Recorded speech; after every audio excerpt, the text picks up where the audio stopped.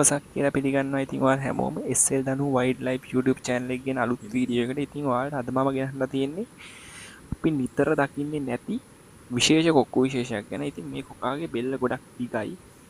මෙයාගේ නම තමයි කරවැල් කොකා. ඉතින් කරවැල් කොකා කියන්නේ මෙයා සාමාන්‍යයෙන් අපිට දකින්න පුළුවන් පහත රට තෙච් කලාපයේ වගේම වියලි කලාපෙත් ඉන්නවා. මෙයා වගුරු බිම්, කුඹුරු, කඩොලාන් සහ කලපු වගේ තැන්වල තමයි දකින්න පුළුවන් වෙන්නේ.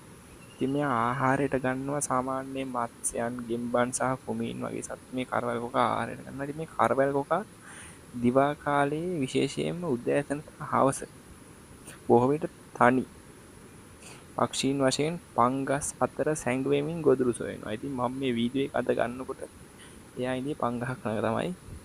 ඉතින් මෙයාලගේ සාමාන්‍යයෙන් අභිජනන කාලය ගත්තොත් දෙසැම්බර් සිට පෙබරවාරි දක්වා මැයි සිට ජූනි දක්වා කාලය තුළ මෙයාලා අභිජනනය කරනවා. ඉතින් මෙයාලා බොහෝ විට දියකාව් අනිත් කොක්කු කූඩු හදන වතුරින් වට වෙච්ච තැන්වල තමයි මෙයාලත් කූඩු හදන්නේ සාමාන්‍යයෙන් උස නොවුණු පොඩි ගස් මත.